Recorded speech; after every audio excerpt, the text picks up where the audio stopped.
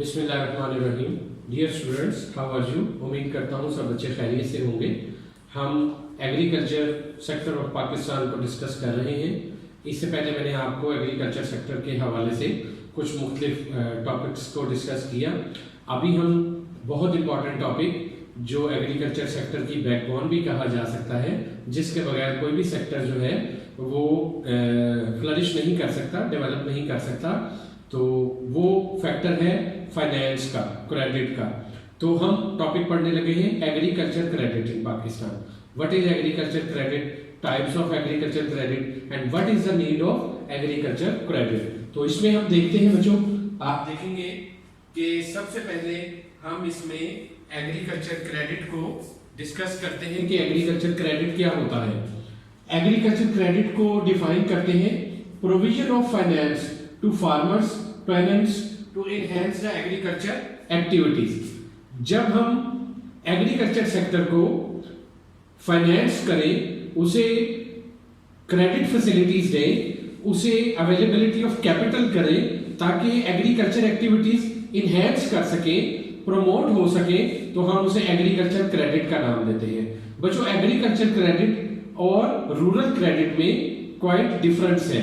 Normally लोग agriculture credit को rural credit ही consider करते हैं, लेकिन रूरल क्रेडिट से मुराद वो तमाम तरह का क्रेडिट और फाइनेंस की सहूलियात रूरल सेक्टर को देना जो ना सिर्फ एग्रीकल्चर के लिए यूज हो बल्कि other sectors than agriculture like health, education, road and other infrastructure of rural sector को जाए, तो उसे रूरल क्रेडिट का नाम कहा जाता है।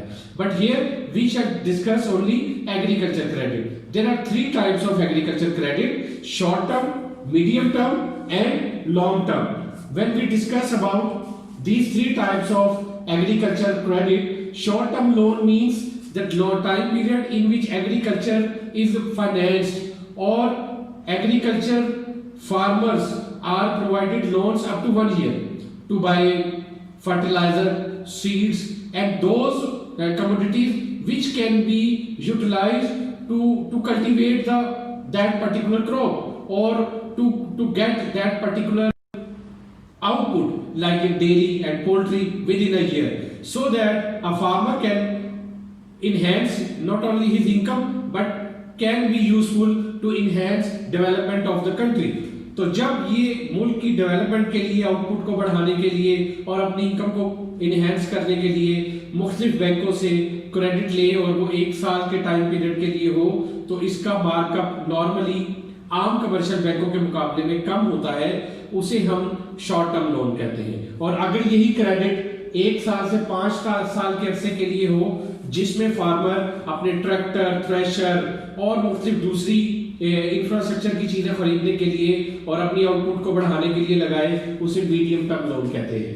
और जो थर्ड कैटेगरी है लॉन्ग टर्म के लिए, वो 5 साल से ऊपर 10 साल 15 साल के लिए, ये एक ऐसा टाइम पीरियड है जिसमें बड़े लैंड होल्डिंग्स को, जिन फार्मर्स के पास या जिन फ्यूडर्स के पास बहुत बड़ी बड़ी लैंड होल्डिंग है, उनको ये लोन प्रोवाइड किए जाते हैं टू एस्टैब्लिश एन इंफ्रास्ट्रक्चर, ऐसा इंफ्रास्ट्रक्चर जो एग्रीकल्चर सेक्टर को लॉन्ग टाइम पीरियड में इंक्रीज करने के लिए हेल्पफुल हो। तो ये 3 टाइप के लोन्स हैं स्टूडेंट, जो नॉर्मली एग्रीकल्चर क्रेडिट की शक्ल में फार्मर्स को प्रोवाइड किए जाते हैं। Now we see what is the importance of agriculture credit, why we need agriculture credit. No doubt in any sector when there is no capital there will be no development, but let us see. Number 1, I am explaining you agrarian economy. You student now well know that this developing country like Pakistan is an agrarian country.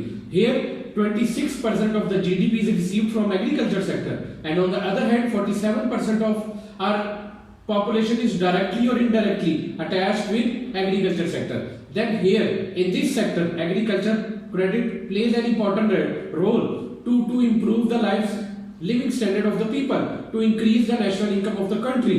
So being an agrarian country, here agriculture credit is required. On the other hand, low incomes of the farmers. Dear students, हमारे मुल्क के farmer की जो income level है वो बहुत लो है, उसके पास इतनी आमदनी नहीं है कि वो एग्रीकल्चर सेक्टर को मॉडर्न टेक्निक्स पर लेकर जा सके। तो उसके लिए हमारी जो पॉपुलेशन है उसका 68% पॉपुलेशन गरीब है और ज्यादातर रूरल सेक्टर में रहती है। तो इन लोगों को अगर एग्रीकल्चर क्रेडिट की फैसिलिटी मिले और प्रॉपर एजुकेशन मिले तो ये हमारे लिए बहुत ज्यादा हेल्पफुल हो सकते हैं। बिल्कुल इसी तरह और अनइकोनॉमिक होल्डिंग, एग्रीकल्चर क्रेडिट सबसे ज्यादा यूजफुल होता है उन होल्डिंग्स के लिए जो इकोनॉमिकली यूज नहीं हो रही, जिनका इस्तेमाल नहीं हो रहा। आप देखिए 52% फार्मर्स जो है वो सिर्फ 12 एकड़ लैंड को यूटिलाइज करते हैं। तो 52% का मतलब ये है कि हमारी एक बहुत बड़ी मेजॉरिटी लेबर फोर्स की बहुत कम होल्डिंग पर, बहुत कम जमीन पर प्रोडक्शन करती है। इसी तरह 30% 12 से 25 एकड़ है, 15% 50 से 100 एकड़ है। ये वो लैंड है जो एग्रीकल्चर को प्रोडक्ट को बढ़ाने के काम आती है। तो अगर इस 52% को एग्रीकल्चर क्रेडिट की फैसिलिटीज मिले तो ये भी बड़ी बड़ी लैंड होल्डिंग्स को जो बेकार है उनको इस्तेमाल करें तो हमारे मुल्क की प्रोडक्शन बढ़ सकती है। तो बच्चों, एग्रीकल्चर क्रेडिट के बगैर तो कोई भी हमारी एग्रीकल्चर एक्टिविटी पूरी नहीं हो सकती। हम देखते हैं हमें एग्रीकल्चर क्रेडिट की रिक्वायरमेंट है स्टोरेज के लिए, मार्केटिंग के लिए। स्टोरेज क्या है? हमारी बहुत सारी जो एग्रीकल्चर आउटपुट है, किसानों के पास आमदनी ना होने की वजह से स्टोरेज फैसिलिटीज नहीं है, और मार्केटिंग से मुराद है हम अपनी प्रोडक्शन को लैंड से मार्केट तक सेल करना। उसके लिए जितनी कॉस्ट आती है वो सब मार्केटिंग के जिम्मे में आती है। तो फार्मर्स के पास ऐसी फैसिलिटीज नहीं है कि वो किसी तरह इन चीजों को फैसिलिटेट कर सके। इसके लिए एग्रीकल्चर क्रेडिट की जरूरत है। उसके बाद new and improved method of production को यूज करने के लिए भी फार्मर के पास इतनी टेक्नोलॉजी का इस्तेमाल करने के लिए इतना दौलत या पैसे नहीं है कि वो इन लेटेस्ट मशीनरी को खरीद सके, इसके लिए कोई रिसर्च कर सके। तो इन तमाम चीजों के लिए एग्रीकल्चर क्रेडिट की जरूरत है। डेट, बहुत सारे जो हमारे फार्मर्स हैं वो पहले ही अंडर डेट है। उस कर्जे की वजह से, उन लोन की वजह से वो ना सिर्फ अपने लिए प्रोडक्शन पूरी नहीं कर पाते, मुल्क के लिए प्रोडक्शन तो दूर की बात है। तो ऐसी चीजों के लिए भी इस तरह अगर उनके डेट को खत्म किया जाए, उन्हें क्रेडिट फैसिलिटीज दी जाए तो वो खुद भी स्टैंड बाय होंगे, उनकी फैमिलीज भी स्टैंड बाय होंगी, overall economic development take place लेगी।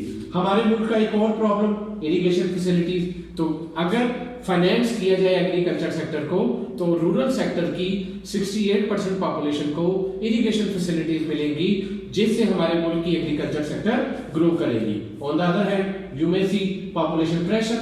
हमारे मुल्क में जो पॉपुलेशन का एक प्रेशर है, आए दिन हमारी जो बर्थ रेशियो है वो बहुत तेजी से इंक्रीज कर रही है, और हम इस वक्त भी कोई 23 करोड़ के करीब आबादी वाला मुल्क है, दुनिया के बड़े मुल्कों में शुमार होता है।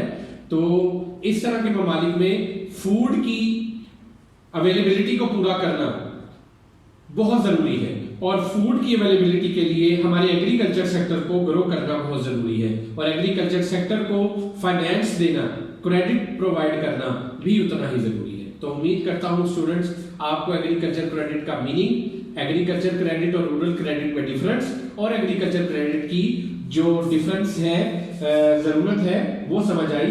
तो हम ये कह सकते हैं कि हम एग्रीकल्चर क्रेडिट की मदद से फार्मर्स की जो लिविंग स्टैंडर्ड है उसे इंप्रूव कर सकते हैं। फार्मर का लिविंग स्टैंडर्ड इंप्रूव होगा, रूरल सेक्टर इंप्रूव होगा। रूरल सेक्टर इंप्रूव होगा, हमारी 68% पॉपुलेशन का लिविंग स्टैंडर्ड इंप्रूव होगा। Thank you, Allah Hafiz.